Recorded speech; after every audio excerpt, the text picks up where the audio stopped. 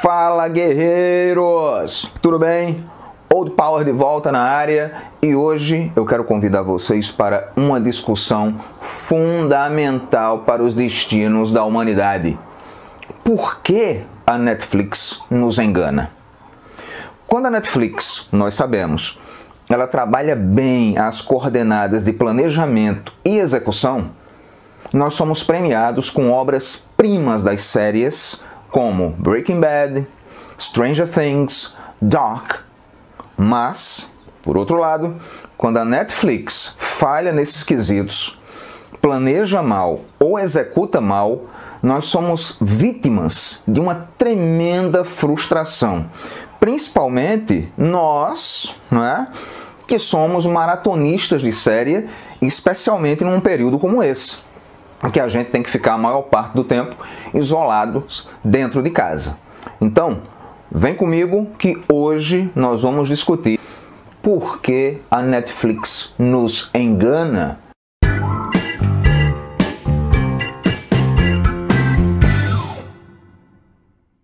Vejam bem, o primeiro grande problema das séries da Netflix, ou da Netflix com as séries, é quando a Netflix compra séries de países, sobretudo de países da Europa, e já compra sabendo que as séries foram canceladas.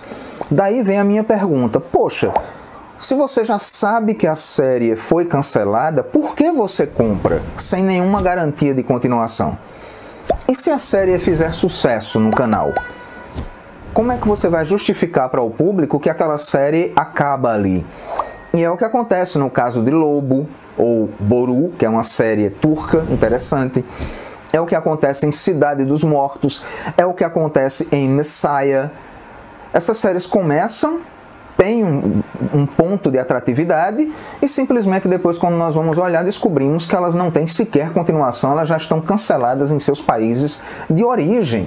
E isso é de uma desonestidade tremenda com o espectador, tá bom? Por isso que eu aconselho você, a partir de agora, quando você for ver uma série na Netflix, procure antes pesquisar na internet se aquela série tem continuação, que é para você não experimentar essa terrível sensação de frustração proveniente do cara que vai acompanhar a série, maratonar, se engajar, se afeiçoar aos personagens para depois descobrir que perdeu completamente o seu tempo com uma história que não vai ter conclusão, tá? Então esse é o primeiro problema.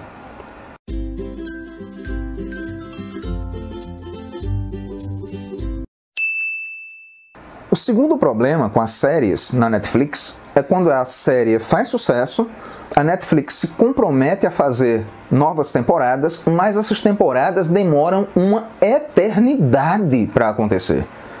E isso antes mesmo do apocalipse chinês.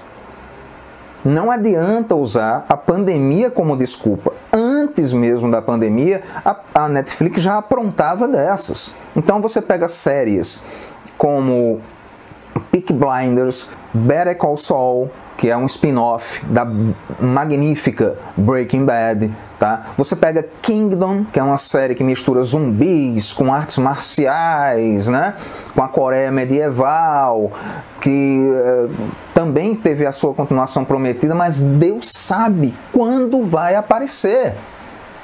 Aliás, esse é um problema que a gente vê até numa série bem sucedida e fabulosa, magnífica, nota 10, como Dark. Acho que a segunda e a terceira temporada de Dark, houve um espaço muito grande, tanto que depois a gente que acompanhava teve um pouco de dificuldade para conectar as peças, já que a série já era complicada em si. E depois esse espaço nos levou a esquecer muitos detalhes importantes. Então não pode ter um espaço muito grande entre uma temporada e outra. Mas Deus sabe o que pode acontecer, Vamos aguardar.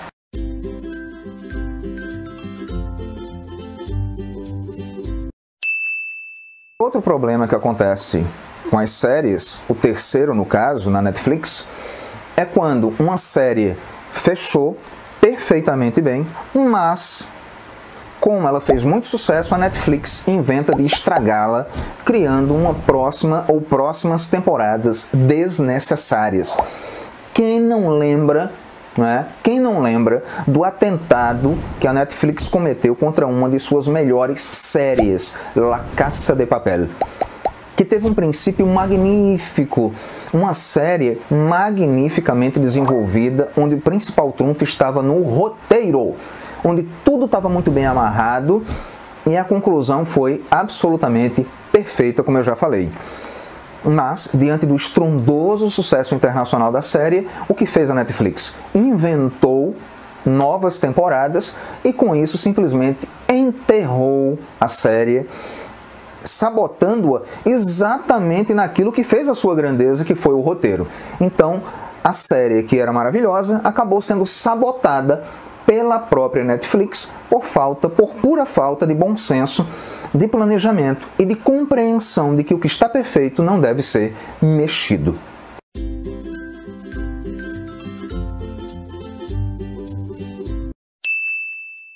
O quarto problema que eu queria apontar com as séries na Netflix é a quantidade, a questão quantitativa quando ela supera a questão qualitativa.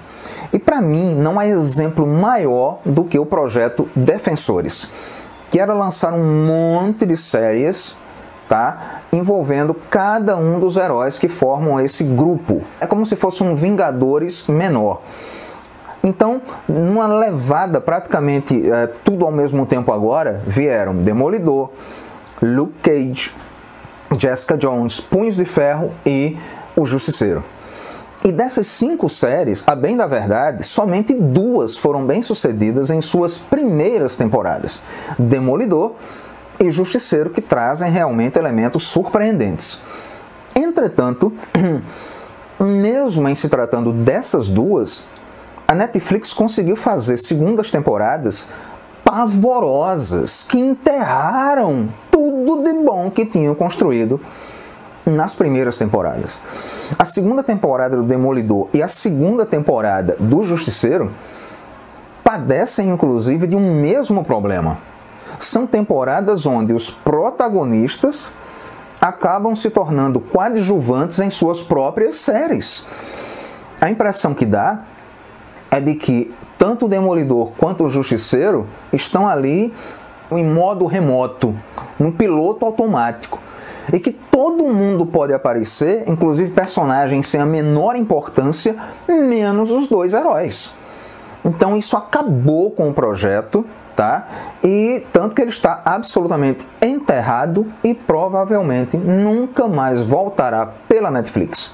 Nossa única esperança de ver bons filmes sobre esses heróis voltando está realmente nas mãos da Marvel em projetos futuros, porque a Netflix tinha tudo na mão para desenvolver esse projeto de maneira brilhante e estragou, ou porque as séries realmente não prestavam, e dessas a pior, sem dúvida, é Punhos de Ferro, ou porque começaram bem, a exemplo de Demolidor e Justiceiro, e não foram bem conduzidas, o que levou, evidentemente, a muitas críticas negativas e a um evidente cancelamento.